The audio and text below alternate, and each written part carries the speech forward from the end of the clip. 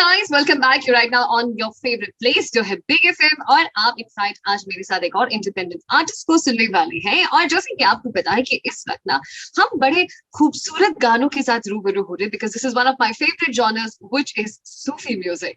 और आज इसी श्रृंखला में एक और इंडिपेंडेंट आर्टिस्ट जो हमारे साथ जुड़ रहे हैं, he is none other than Raman Kapoor.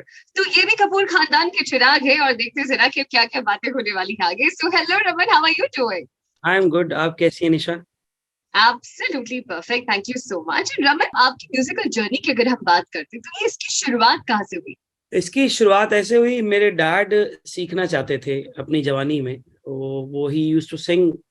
वो एक नॉर्मल बेसिक उनको परमात्मा ने गॉड गिफ्ट दिया था सुर में गाने का, तो वो सीखना चाहते थे। पर गरीबी की वजह से उस टाइम माँ बाप ने बोला कि नहीं, काम करना है, पैसे कमाने हैं, तो म्यूजिक म्यूजिक में कुछ नहीं रखा, बेकार की चीजें हैं, छोड़ दे, क्या जरूरत है। तो उन्होंने कोशिश की बट वो अपनी लाइफ में कर नहीं पाए। तो 3 साल की उम्र में जब मैंने सुर मिलाए, सारे गामा पाधा निसा सुर में मैंने बोला, तो मेरे डैड बहुत खुश हुए। मेरे डैड ने बोला मैं अपना सपना जो है अपने बेटे में सच करूंगा। तो उन्होंने मुझे सिखाना शुरू किया। फिर मेरे गुरुजी आए, हरियाणा से, रियाज खान उनका नाम है। तो वो माता रानी के जागरण करते थे। तो उन्होंने मुझे सबसे पहले 4 माता की भेंटें सिखाई। तो वो मैंने प्रोग्राम्स में गानी स्टार्ट की। मैं 5 साल का था जब मैंने पहली बार परफॉर्म किया था जागरण में। ओह तो माय। मैंने वो 4 भेंटें करीब 3 साल तक गाई, 8 साल की उम्र तक, 7-8 साल की एज तक। फिर उसके बाद वो क्योंकि गुड़गांव नहीं थे, सो मैंने गुरु चेंज किया, आगे सीखना शुरू किया। और सीखना गुड़गांव में ही सीखना शुरू किया। मेरे डैड मुझे ले जाते थे सर्दी में 5 बजे साइकिल पे। और ओह। हाँ, 5 बजे सुबह वो मुझे ले जाते थे। मैं छत पे बैठ के तानपुरे पे रियाज किया करता था। तो ऐसे ही जर्नी की स्टार्ट हुई। फिर मैंने माता रानी के जागरण किए 15 साल। फिर मैं 18-19 साल की एज में मैंने कहा चलो अब थोड़ा शो, सूफी, ये सब गाने गाते हैं, बॉलीवुड गाने गाते हैं। शो स्टार्ट किए। तो मैं इधर आ गया। फिर थोड़ा सा अभी भी वो भी करता हूँ, मैं ये भी करता हूँ, क्योंकि सूफीज्म कहीं ना कहीं भगवान से कनेक्टेड होता है। तो मैं मेरा दूसरा सवाल भी इसी ओर आ रहा था कि रमन, जब आप देखा कि शुरुआत ही आपने जिनके साथ की है, that is a divine connection, मतलब माता रानी की चौकी पर गाना या माता रानी की बात में उसकी भेंट भी गाना, तो वो कोई आसान चीज नहीं है, हर एक के बस की भी बात नहीं है। Someone has to be really blessed कि वो उसे परफॉर्म कर सके और लोगों के बीच पहुंच सके। तो शुरुआत इतनी अच्छी हुई तो कहीं ना कहीं सूफीज्म ने आपको अपनी ओर खींच लिया होगा। So who was the favourite artist, अगर मैं जिनकी बात करूं, जिसने आपको बड़ा इंस्पायर किया अपनी गायकी में? मैं अगर बात करूं सूफीज्म में, तो जो बॉलीवुड के, क्योंकि हम बॉलीवुड ही सुना करते थे जब सूफी का पता लगा उस टाइम, क्योंकि और नुसरत साहब को सुनते थे। बेसिकली मैं बात करूं तो नुसरत साहब की कवालियां कैसेट आती थी उस टाइम, आज से 10-12 साल पहले। तो कैसेट आती थी। जितने मैं एक गौरव धंधा हूँ, ये वो, जितने भी उनके गाने होते थे, सांवरे आप कह सकते हैं। तो कैसेट पे मेरे डैड एक 2 साइड में वो 2 उनके गाने आते थे, गुलाम अली जी की गजलें, वो सब रिकॉर्ड करके वो लाते थे। पंजाब के आर्टिस्टों की, मैंने पंजाब के जितने आर्टिस्ट हैं, सदूल सिकंदर साहब, मास्टर सलीम पाजी, जितने भी लोग हैं, वो भी कहीं ना कहीं उनके गाने में वो सूफियाना अंदाज गाने का है। तो मैंने उधर वो भी प्रैक्टिस किया नुसरत साहब के। फिर मैंने कहा जॉनर कोई भी नहीं छोड़ना, गुलाम अली साहब की गजलों के साथ भी मैंने प्रैक्टिस की। मैंने कहा गजल भी गानी है, सूफी भी गाना है, माता की भेंटें मैं गा ही रहा था। सो वो अंदाज, सूफियाना अंदाज जो मैंने सीखा, साथ साथ मैंने क्लासिकल भी सीखा, शास्त्रीय संगीत। तो सारी चीजें जब मिक्स हुई तो उसका फिर मिक्सचर मैं निकला, अच्छा अच्छा निकला। तो सूफीज्म पूरा, उसकी सूफी गायकी जो है वो परफेक्ट हो गया काम, मतलब सारा कुछ मिला के। सूफियाना म्यूजिक की अगर हम बात करते हैं, आजकल की जब हम बात करते हैं, तो ये एक ऐसा दौर है जहाँ हर मिनट एक नए म्यूजिक को सुन रहे होते हैं। एक नया गाना लॉन्च हो जाता है और हम दिन भर के अंदर भी अगर बात करें तो हम गाने उतने एक्सप्लोर नहीं कर पाते जितने गाने इनफैक्ट रिलीज हो रहे हैं। इस यस। देश में सूफिया ने गाने को चुनना, बनाना और लोगों के बीच उन तक लेकर आना कितना आसान है या कितना डिफिकल्ट है, आपको क्या लगता है? मैं आपको बताता हूँ, मैंने अपनी जो जर्नी स्टार्ट की थी जब लाइव शोज में करने स्टार्ट किए थे, आज से 10-12 साल पहले, जागरण के बाद। तो मैंने स्टार्ट किया था सूफी गाने से कि मैं सूफी गाऊंगा सारी जिंदगी, मैंने और कुछ नहीं गाना। बट समहाउ क्योंकि अपने इंडिया में लोगों का थोड़ा एंटरटेनमेंट को लेके ऐसा 3-4 महीने 6 महीने में लोगों की सोच चेंज होती रहती है। कभी उनको हिप हॉप चाहिए, कभी उनको है ना R&B चाहिए, कभी उनको क्लासिकल, तो मतलब बहुत टाइम से चला ही गया है। कहीं ना कहीं क्लासिकल और सूफी का बहुत कनेक्शन है आपस में, क्योंकि क्लासिकल बेस जब आप होते हो तो सूफी आप बहुत अच्छा गाते हो, क्योंकि सूफी में जो क्लासिकल म्यूजिक का यूज किया गया है तभी हम उसको सेमी क्लासिकल भी बोलते हैं। सूफी म्यूजिक को अगर आप देखा जाए तो उसको सेमी क्लासिकल भी कहा जाता है। तो मैं बहुत परेशान हो गया था एक बात को लेके कि यार मैं गाना तो सूफी चाहता हूँ, बट जनता को अभी पसंद नहीं आ रहा सूफी। क्योंकि दिल्ली की अगर आप बात करें, नॉर्थ हमारा, मैं भी गुड़गांव से हूँ, तो मैं अगर वहां की बात करूं तो वहां की जनता अभी पीछे डीजे बेस बैंड हमारे बहुत चल रहे थे, जिसमें क्या होता था कि डीजे चलता था, सिंगर्स एक्टिंग करते थे साथ में बॉलीवुड गानों पे, और पूरा शो करके आ जाते थे। एंड तक पता नहीं लगता था किसी को कि किसी सिंगर ने गाया नहीं लाइव। पूरे शो में किसी को पता ही नहीं लगता था कि कोई भी सिंगर लाइव नहीं गा रहा है। तो मैं भी पिछले कई साल से मैं फिर क्या करता था, मैं भी दलेर पाजी के गाने, डांसिंग गाने, सिर्फ डांसिंग शो खड़े होके पूरा मीका बाजी बन के, क्योंकि मैंने उनके साथ भी काम किया, मीका बाजी के साथ 10-12 साल। तो मैं पूरा वही करता था, मेरा मन तो सूफी गाने करता था। बट क्योंकि लोगों को पसंद नहीं था सूफी, 2-4 मैंने शो किए, लोगों को मजा ही नहीं आ रहा था उसमें। समहाउ 2-4 गाने पसंद थे, लेकिन उनको होता था फिर ना ना ना ना ना रे उस पे नचाओ हमें। बट दलेर भाई तो सिंगर भी बहुत तगड़े हैं, पर उनको भी ज्यादा डांसिंग ही गाना पड़ता था। तो मैं सोच रहा था कि ये कब आएगा सूफी म्यूजिक का दौर, कि जब लोगों को सिर्फ सूफी कवाली बैठ के गाना लोग सुनेंगे आराम से। हम 4 लाइनें गाएंगे, हल्का हल्का सुरूर गाएंगे, सानू इकबल चैन गाएंगे, तो लोग कहेंगे वाह वाह वाह क्या मजा आ रहा है, तुम्हें दिल लगी गाएंगे तो। बट समहाउ अभी पिछले 1 साल से वो सूफी का दौर वापस आ गया है। तो मुझे लगता है हमारे लिए जितने अच्छा गाने वाले आर्टिस्ट हैं, उनके लिए इससे बेटर टाइम आ ही नहीं सकता कभी।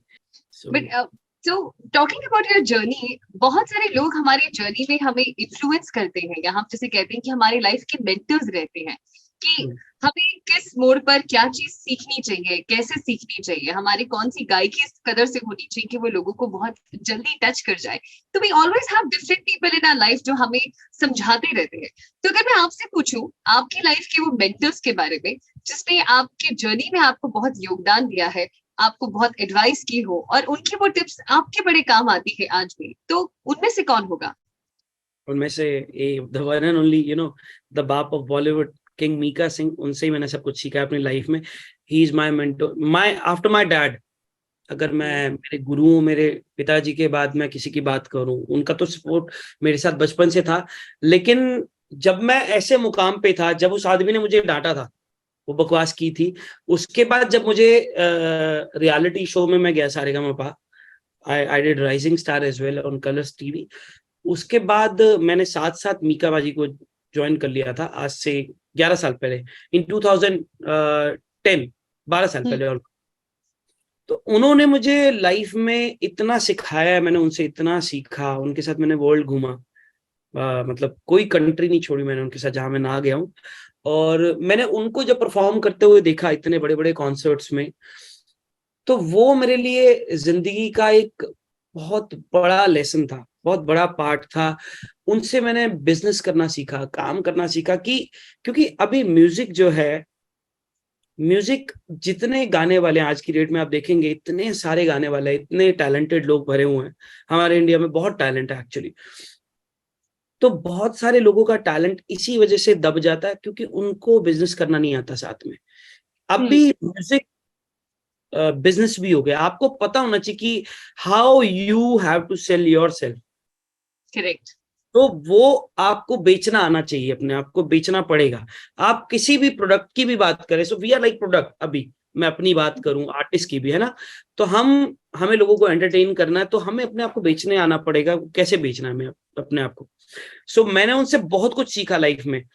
क्योंकि मैंने देखा है उनको परफॉर्म करते हुए बड़े बड़े रियलिटी शोज में और बड़ी बड़ी जगहों पे, सोनम कपूर की शादी में और अर्पिता जी की शादी में देखा था, सलमान भाई के यहाँ पे आई वॉज विद हिम। तो मैंने वो देखा कि मतलब कोई भी बड़े से बड़ा डायरेक्टर प्रोड्यूसर अगर आता था, कोई एक्ट्रेस एक्टर पुराने दौर की नए दौर की कोई भी आता था, वो 1 सेकंड में उनका गाना गाते थे, उनकी पिक्चर का उनसे जुड़ा हाँ। हुआ। तो मैंने उनसे बहुत सारी चीजें ऐसी सीखी जो अमूमन लोग सीख नहीं पाते। तो मैंने उनसे बहुत अलग एक्सपीरियंस किया है लाइफ में। जब हम आपने जैसे कि कहा कि हमें म्यूजिक सेल करना आना चाहिए, हम एक प्रोडक्ट हैं आज की तारीख में, और अगर हम बात करते हैं ऑन जिनकी बहुत सारे गाने और बहुत सारे आर्टिस्ट जो है वो अपने आप को अलग अलग प्लेटफॉर्म्स पर लेकर आते हैं, तो जब आप गाना बनाते हैं क्या आप इस बात का प्रेशर लेते हैं कि सोशल मीडिया पर आपको भी एक ऐसा गाना लाना पड़ेगा जो बहुत ज्यादा ट्रेंडिंग हो सके, लोगों के बीच में वायरल हो सके, या क्योंकि आपका अंदाज सूफियाना है तो आपको पता है कि नहीं, जो मैं गाना बनाऊंगा जरूरी नहीं कि वो बहुत ज्यादा उस पर प्रेशर डालना पड़े, क्योंकि उसमें वो डिविनिटी है कि वो अपने आप ही इनफैक्ट लोगों तक पहुंच जाएगा। So what's your thought process?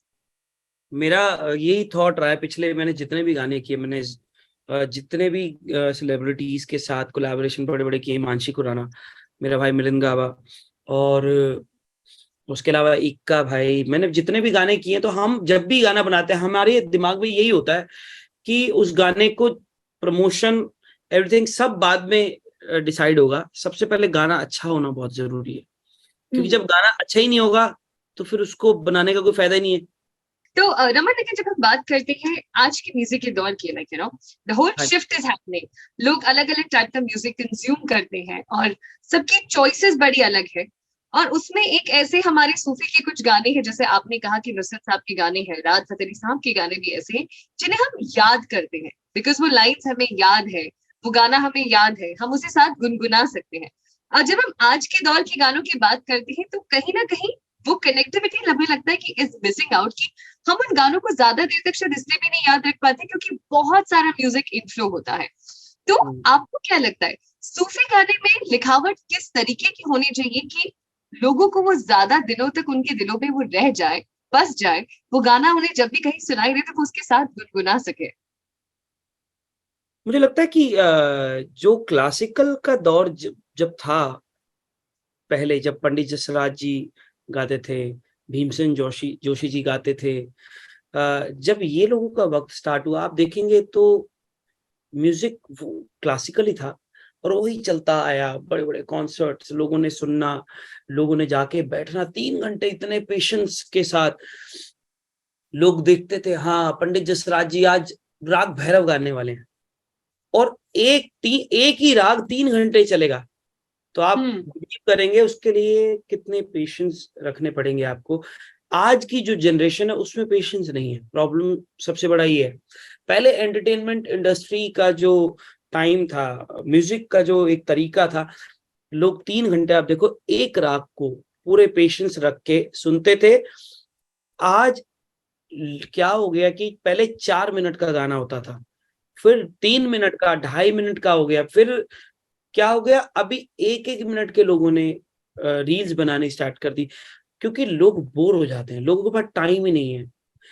30 second का लोग वीडियो देख के बोलते हैं हमें 30 सेकंड में मजा आ गया तो ठीक है, सुपर हिट है, ये नहीं तो फुदू है।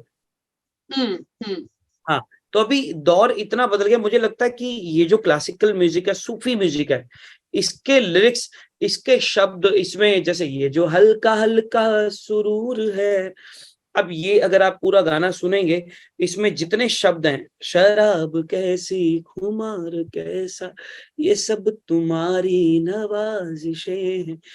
तो इसमें अगर आप लिरिक्स सुनेंगे, सूफी गाने जितने हैं, अगर आप उसके लिरिक्स शब्द सुनेंगे तो आप कहीं ना कहीं उससे अपनी अपनी जिंदगी को, आप अपने आप को रिलेट करेंगे। जितने भी शराब पीने वाले बंदे हैं वो हल्का हल्का सुरूर सुनते ही पागल हो जाते हैं, इसलिए आज भी वो वैसा चल। अभी क्या हो गया है, जितने भी गाने आ रहे हैं वही ले दे के, बेबी डॉल, ये वो, उसमें स्वीटी, पता नहीं क्या क्या, वो गिने चुने 10-20 शब्द हैं, डार्लिंग डोर्लिंग, वो करके तो गाना कर देते हैं, तो लोग 10 दिन बाद दिमाग से निकल जाता है। कुछ मतलब ही नहीं है गानों का, अभी के जो दौर के गाने आ रहे हैं। और आप देखेंगे गाना 2 महीने बाद लोग सिंगर को भी भूल जाते हैं और गाने को भी भूल जाते हैं। बट पुराने गाने चलते आ रहे हैं, इवन आप बॉलीवुड के कहो, लता जी के, रफी साहब के, किशोर दा के, तो आप देखोगे सदाबहार गाने अभी तक लोग सुन रहे हैं, उन्हीं को रीमेक कर करके गाई जा रहे हैं। नुसरत साहब के गाने अभी भी चल रहे हैं, है ना। इवन राज साहब के, ये पुराने सोनू दा, सोनू निगम साहब, शान कुमार दा, कुमार शानू जी, मीका पाजी, इन सब ये तभी ये लोग लेजेंडरी हैं क्योंकि इनके गानों में भी वो बात थी है कि वो चलते रहते हैं। अभी जितनी जनरेशन के जितने सिंगर्स आ रहे हैं, सबके गाने पता नहीं 2 महीने में लोग सिंगर को भूल जाते हैं, गाने को भी। सूफी गानों की बात करते हैं, कई बार ऐसे होता है कि हम कुछ गाने बड़ी इंस्टेंटली बना लेते हैं, लिख भी लेते हैं और उनका म्यूजिक बड़ा जल्दी आ जाता है, और कुछ गाने ऐसे होते हैं जिन्हें बड़ा वक्त लगता है, एक एक चीज बड़ी खूबसूरती से हम उसमें पिरोते चली जाते हैं और लगता है कि यार नहीं, देयर इज समथिंग मिसिंग, इसमें कुछ और बाकी है, कुछ और बाकी है। तो आपका ऐसा कौन सा गाना आप कहेंगे कि सूफी गाना ऐसा है जिसने वक्त लिया लेकिन आपको बड़ा सुकून मिला उसे बनाने के बाद? मेरा एक गाना है जो मैंने टी सीरीज से किया था, गाने का नाम है साइया।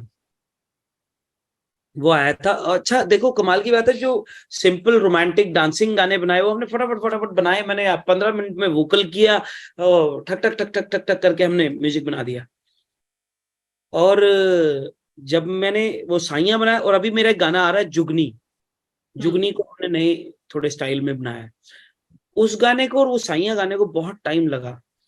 साइया गाने में लिरिक्स इतने अलग हैं, आप देखेंगे तो बहुत कमाल। मैं नकोदर की दरगाह, एक नकोदर में दरगाह मंदिर सब एक जगह है नकोदर में, उनका नाम क्या है, मुराद शाह जी पंजाब में, तो वहां पे गुरुद्वारा, मंदिर, अपना चर्च और मस्जिद, चारों चीजें एक साथ है, आप बिलीव करेंगे, चारों चीजें एक साथ बनी हुई हैं। और मैंने सोच रखा था कि मुझे उसको उसमें शूट करना है जाके, वहां पे लाउड नहीं शूट करना। मैं कहा मैंने कैसे भी करना है बट शूट करना है वहां पे जाके। तो मैंने अपने डायरेक्टर को बोला कि ऐसे ऐसे है, ऑडियो हमने बड़ी मुश्किल बनाया, अब इसको शूट भी वहां पे करना है, थोड़ा सा शॉट बाकी, मैं पूरा उसमें हार्ले डेविडसन पे पूरा शूट है, पूरा शूट वहां, लेकिन एक शॉट हाथ जोड़ के मुझे वहां कुर्ते पजामे में लेने थे कुछ 2-4 ना, तो मैंने कहा नहीं वहां पे करना ही है हमें। और बाबा जी की कृपा से हम वहां गए भी, हम एक कैमरा लेके गए हैंडी, ओज़मो आता था एक कैमरा, तो हमने उससे जाके उसको, उसे बोला पाजी आप चलते जाना, मैं आपका शूट करता जाऊंगा, ऐसे ऐसे ऐसे ऐसे करके हमने बड़ा प्यारा शूट किया वहां पे, बहुत ही प्यारा, अमेजिंग वो बन गया। लेकिन बहुत टाइम लगा था उस गाने में। और अभी सेम ऐसे जुगनी हमने बनाया, उसमें बार बार लिरिक्स चेंज किए। एक तो सूफी गानों में क्या है, आपको अकूस्टिक म्यूजिक, अकूस्टिक इंस्ट्रूमेंट्स का बड़ा होना यूज करना पड़ता है, गिटार अकूस्टिक, मैंडोलिन अकूस्टिक, हमने हारमोनियम उसमें अकूस्टिक, मैंने खुद बजाया हारमोनियम, बाकी 1-2 ड्रम्स एक्यूस्टिक बजाए हैं उसमें। अभी वो जो आ रहा है मेरा जुगनी, तो उसको बड़ा टाइम लगा, वो भी आने वाले हैं, आप लोगों के सामने आएंगे, आपको पता लगेगा कि बाकी गानों में और इस गाने में क्या फर्क है। क्या बात है, thank you so much Aman for doing this for us, और उम्मीद करती हूँ कि आपको भी उतना ही मजा आया होगा जितना हमें आपकी म्यूजिकल जर्नी को सुनने में आया है। नहीं, मुझे बहुत मजा आया इंटरव्यू करके, और बिग एफएम का thank you very much, I am very thankful to Big FM, thank you very much.